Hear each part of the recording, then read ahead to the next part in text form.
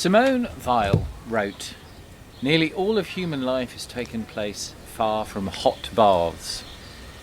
J.R.R. Tolkien wrote, "You could have a whole country in a garden." Is my garden just one big hot bath?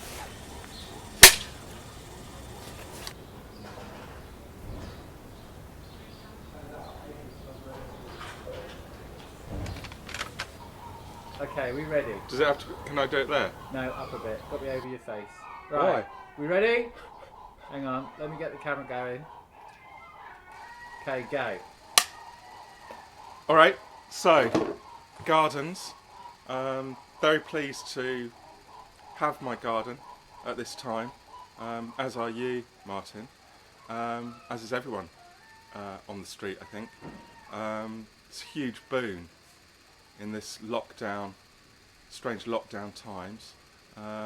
Very pleased to be able to watch the olives come out on my olive trees and listen to the birds, and I'm awaiting the arrival of the swifts, which should be in about 2 weeks, I reckon, if it's the same sort of time as last year. But also a little bit frustrated because I can't plant up the bed next to the wall, which I planned to this spring, which is kind of frustrating. But yeah, overall, really just very pleased to have the garden and good neighbours to chat to. Is that it? Is that a minute? That'll do. Click it. Click it. I'll click it now. Click it. That was a bit crap, wasn't it?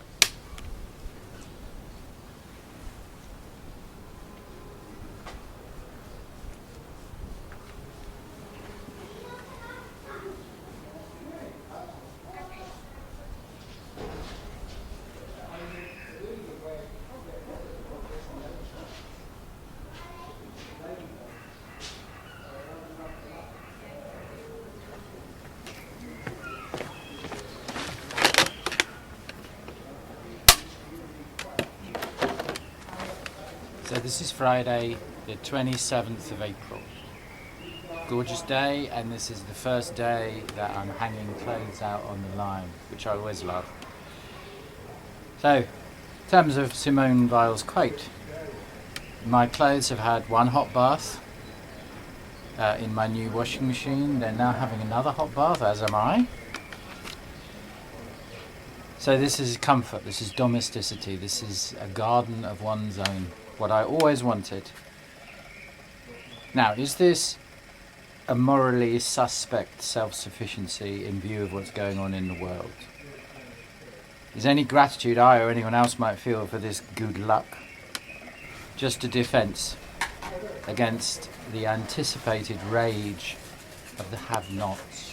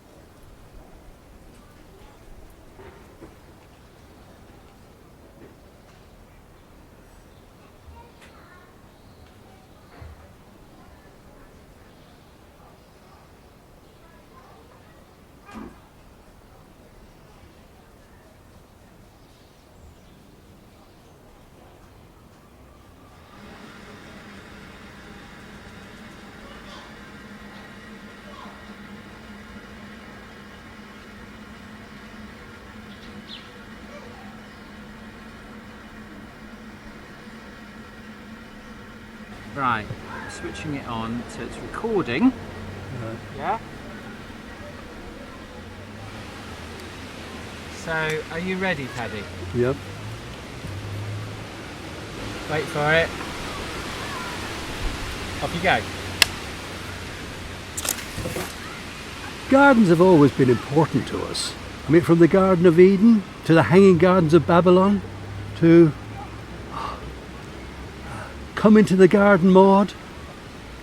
She was just the sort of creature, boys, that nature did intend to walk right through the world, me boys, without a Grecian bend. Nor did she wear a chignon, I'll have you all to know. And I met her in the garden where the praties grow. My own experience of gardens varied. I'm an observer of gardens rather than an active gardener. I remember once being in a back garden. I was sitting, looking at a tree, an apple tree. I was sitting on a what do they call those things? You've got to cut this, I hope. Go on then, cut it down.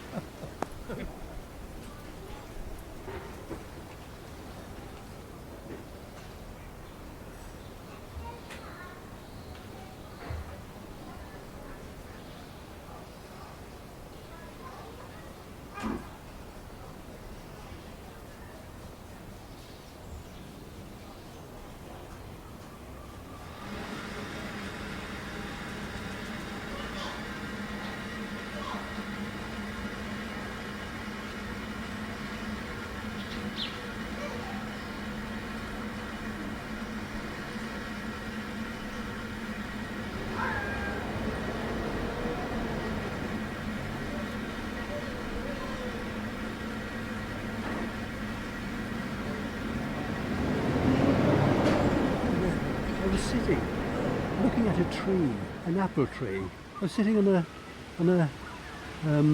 what do they call those things? You've got to cut this, I hope. Go on then, cut it down. I was sitting on a deck chair. I'd been reading, I think, and then I looked up and saw this beautiful red apple on the tree, and I looked at it, and then it dropped just like that onto the ground. I nearly fell out of the deck chair, which is actually quite difficult to do. And I thought, my God, I got superpowers. So I looked at the next apple, and I stared at it and studied it for ages, but nothing happened. But that was an experience. Clap. Fucking hell, Paddy. Fucking hell. What? This is taking up the whole of that fucking film. That was only a couple of minutes. I'm only a minute okay. in. Alright, so I'm going to use up the fucking 2 seconds of film that you've left me. Well, you got to edit the bit where I couldn't remember what the fucking deck chair was called. I'm gonna keep the whole thing in posterity, I tell you.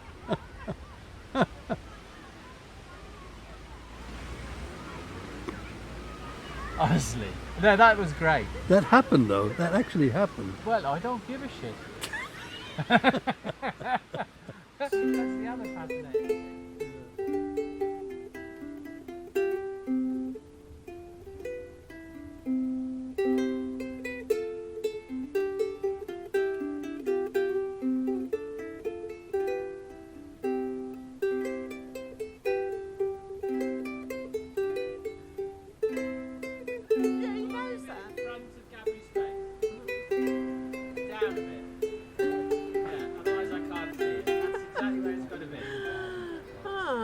Ready, Gabri? Yeah. Okay, we're rolling, go. Take one. Well, what can I say? I love my garden. I've been here 40 years and it's pretty wild, and I've so appreciated it during this coronavirus time, lockdown. It's been my joy, and especially full of birds in April. They're all singing their heart out, and I would wake up every morning and hear them twittering away. And it was just such a joy to be able to come down into my garden, go to the end, the sunny spot. The only fly in the ointment, though, I have to say a couple of flies in the ointment, one of which were my next door neighbours, who did love to play their music next door, out every day playing his radio. Anyway, apart from that, it's all been good, apart from the foxes. That was my other bête noire. So the foxes are in the foxhole, and they leave me little presents in the middle of the garden. First a dead pigeon, I believe, which then disappeared the next day. Anyway, I thought no more of it. And then a couple of weeks later, a large dead rat. But fortunately, that disappeared the next day. So all good. And it's just been lovely. And I did some paintings in the spring, you know, the fresh green coming out. So, yeah, fabulous. No, I didn't see it, Nick. Right in front of his face. Okay. Lovely! Lovely! That was perfect. Did that sound all right? Yeah, that sounded perfect. I didn't talk about my veg.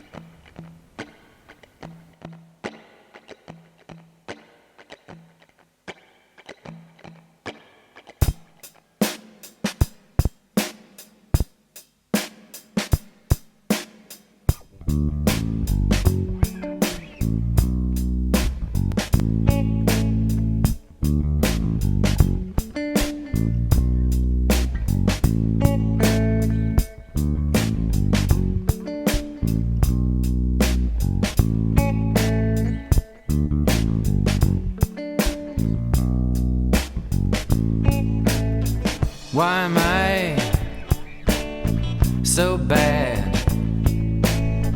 Why am I so bad? Sun opens its eye in the morning,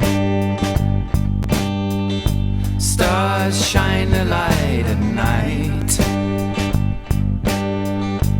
Herald of the morn, she's always on time. Why am I so bad?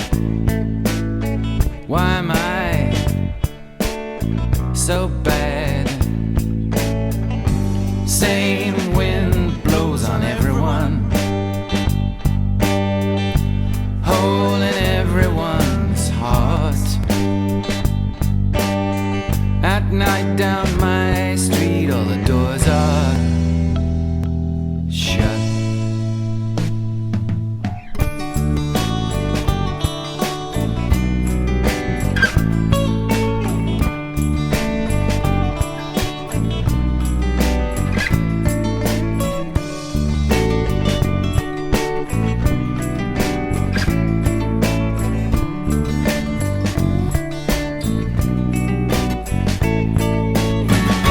And if an angel was keeping strict accounts, she'd say that I was well in a black. If she was dealing love in safe amounts, she wouldn't say I was holding things back.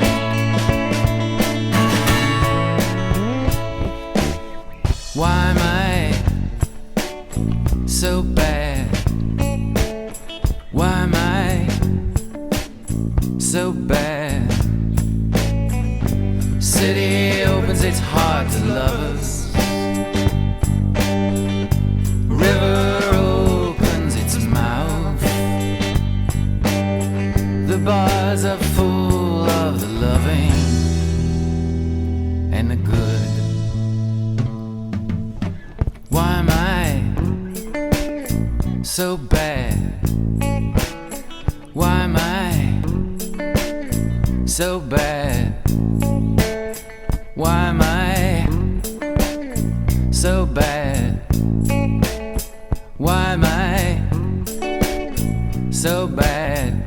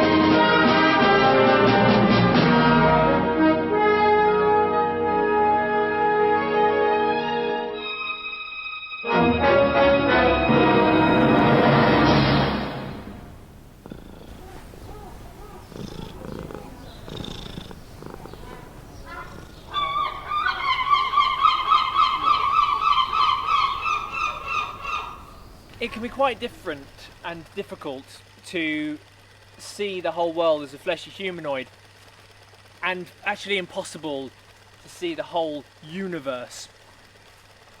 But my focus was drawn to a patch of garden up here, because it's not just green grass, there's lots of variation. And it struck me that, you know, to much smaller insects, you know, because that's a different kettle of fish, you know, but insects. And it struck me very much that to them that will be their world and that will be their universe, very much so. And in the depths there will be the insects' houses, that's a given, but there'll be the streets and shops of these mini beasts. And, you know, it'll be life, death and existence all just waiting for, like, the magnifying glass to come in and observe. And, you know, that is quite something. That you take a space, make it smaller, it's still a world. Make it smaller again, it's a world. And, yeah, you know, gardens are full of little universes. And if that's not amazing, I don't really know what is. And clap. Whoa! It's a rap! It's a rap! Great, Mark. That was fab. Excellent. That was fab.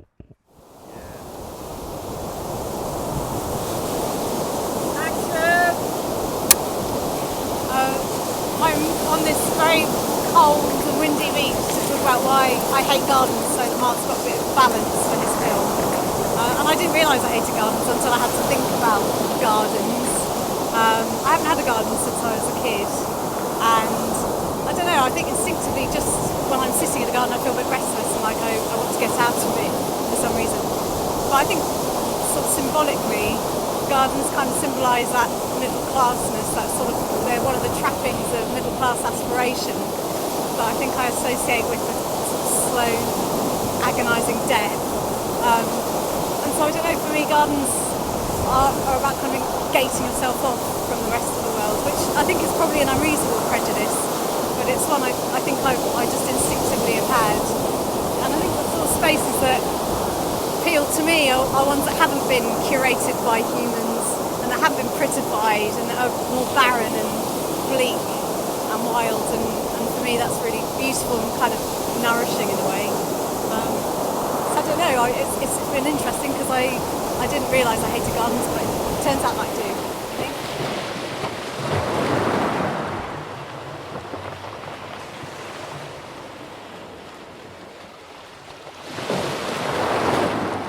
Don't you need to hide away from the world?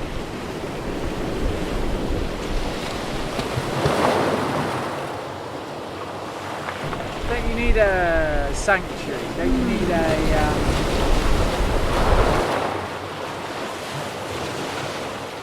respite? You know, like a hospital. Yeah. You need a place that's calm, Yeah. where you can heal, which is utterly artificial. Nothing more artificial than a hospital.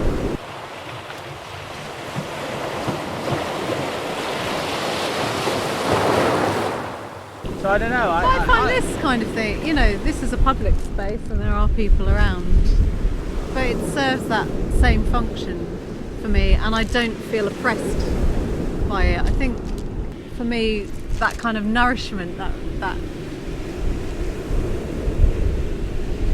sort of respite which nourishes as well comes from these kind of wilder places, I suppose, places that haven't been curated by people and where there might be other people around, but I still feel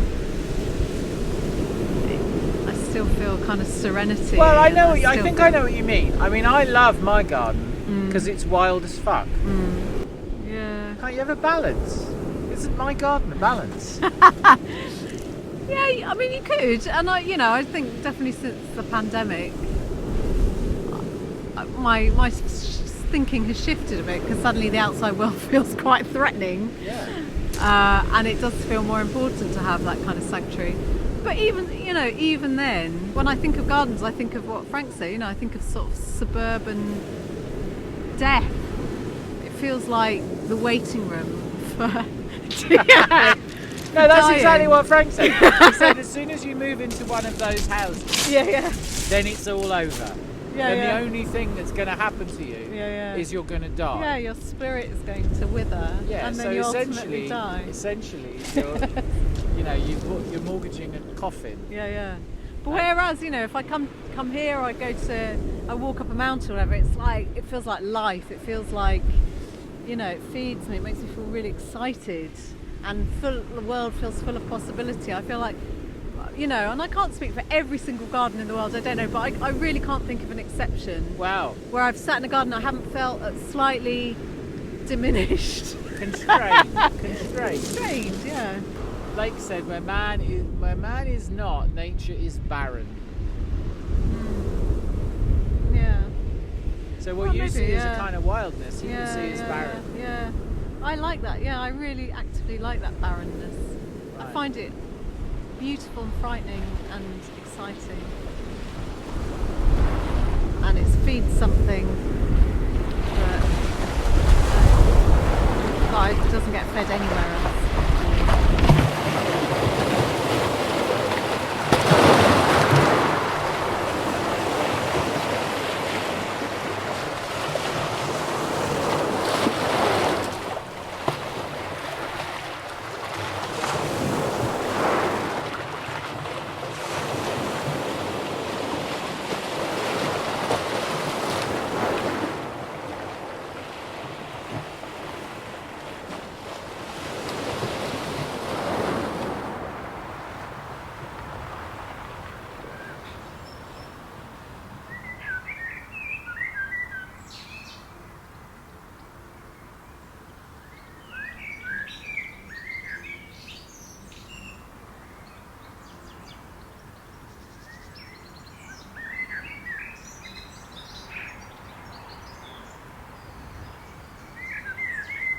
Here I am in probably my favourite most place in the world, at probably my most favourite time of the world as well. My garden in spring, when the oxide daisies and the wildflowers are out. And this would have been Jackie's idea of perfection. It was her who wanted to plant this lawn with a wildflower garden, but sadly she never lived to be able to see it, partly because she was a girl in a predominantly boy family, and Nick and I used this lovely spot for football all the time. She wanted it to be a wildflower garden, but now it is a wildflower garden, and I have the honour and pleasure of being able to enjoy it. Well, sadly, she can no longer be here, as she was cruelly taken with cancer at much too young an age.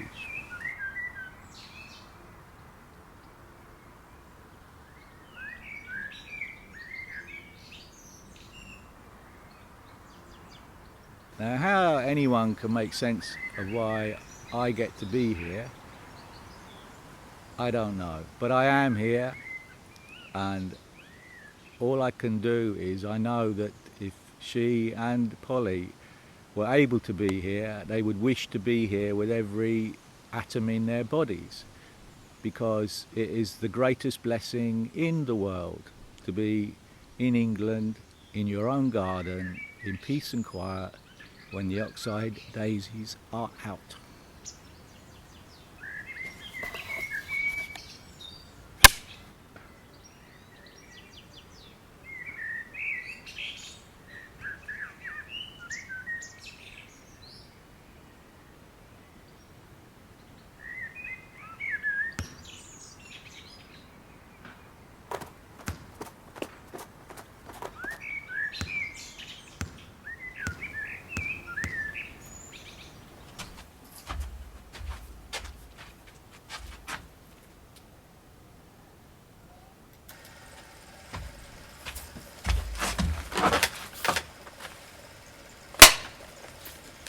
The epilogue on 10:30, Thursday 7th of May 2020, from Henry Vaughan, 17th century poet.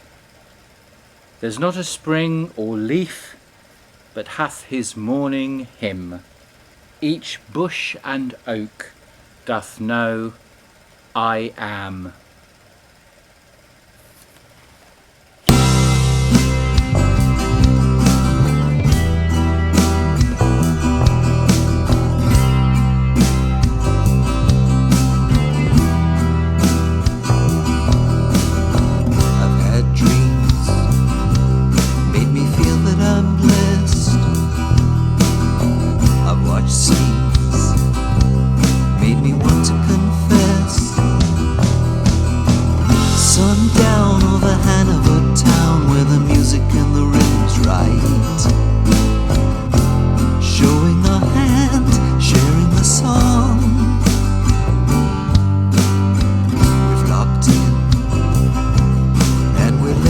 Slow, we're all in, and we're up for the show. Stand clear by the old West Pier, and we're singing on into the night, showing our hand, sharing the song. Sundown over Hanover town, are we ever gonna get it right? Playing again, playing along, and that's one.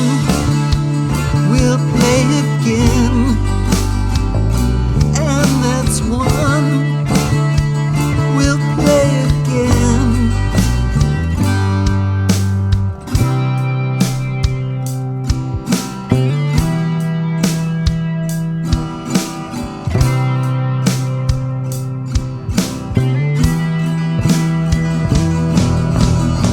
Sundown over Hanover town, where the music and the rhythm's right.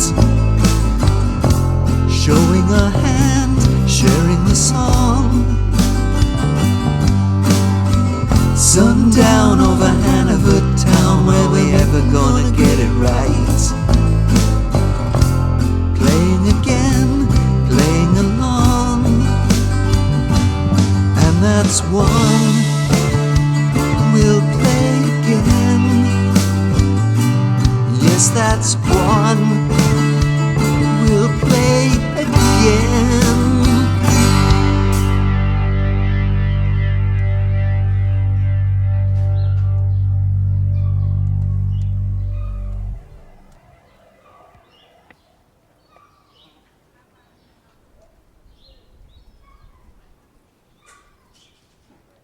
Once I'm safe again, I just have a yearning. But I to mean, do it. without wanting to, push it, if a suburban garden represents death, Yeah. then actually your chances of dying in a suburban garden are very minimal. Yeah. Whereas the chances of falling off a ledge No, but in it's a Snowdon slow, much agonising higher. death in suburbia, isn't it? Whereas it's a nice, quick, clean death off a mountain. Yeah, I mean, it's just, it's not literal death. It's just death of the spirit. No, it worries me. What does? Well, I mean, that in making that film about gardens and about my cat, for God's sake, that that it's infinitely bourgeois and and bad, therefore. No. I don't think it is intrinsically bourgeois. It is. And I think, there's something really, I'm envious of you actually, that you get so much pleasure from your garden, because it's a much easier way of getting pleasure, isn't it?